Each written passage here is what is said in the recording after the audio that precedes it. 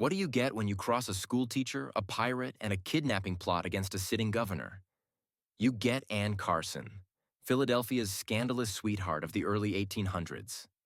A woman who tried to jailbreak her pirate lover, threatened the state government, and then turned her misadventures into a best-selling memoir, all before passing away in prison. This isn't fiction. This is early American true crime. And it's got everything. Anne Baker was born around 1785 in Philadelphia.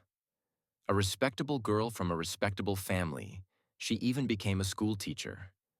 But if you think this story ends with quiet nights grading spelling tests, think again. In her 20s, she married Captain Richard Carson, a man who soon vanished, quite literally, at sea. With her husband presumed dead, Anne did what many grieving widows did. She remarried. But her new husband, Richard Smith, was no upstanding gent. He was a former privateer turned full-blown pirate. And he was still very married to someone else. Awkward. Worse still, Smith ended up arrested and imprisoned for piracy. And this, dear viewer, is where Anne Carson's story really begins.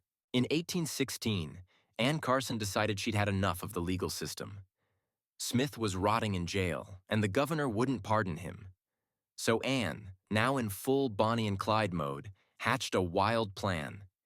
Kidnap Governor Simon Snyder and force him to issue a pardon. Let's take a moment to appreciate that. This was 1816. No phones, no getaway cars, and very few successful hostage negotiations. But Anne had the confidence of a woman who had nothing left to lose and a pirate waiting in a cell.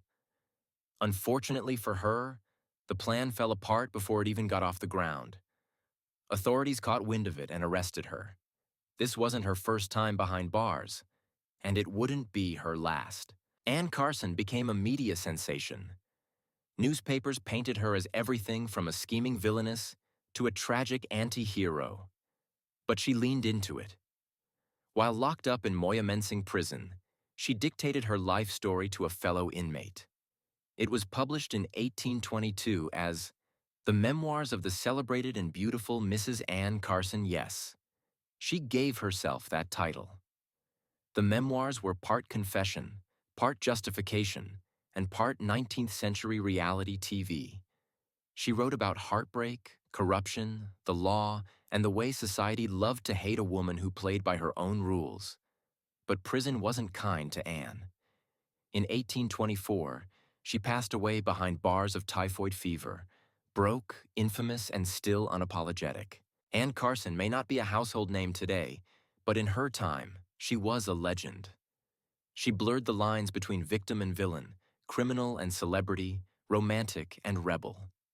And over 200 years later, her story still challenges how we think about crime, punishment, and the power of a woman with nothing to lose. If you enjoyed this dive into 19th century chaos, don't forget to like, subscribe, and comment below. What would you have done if your pirate boyfriend was locked up?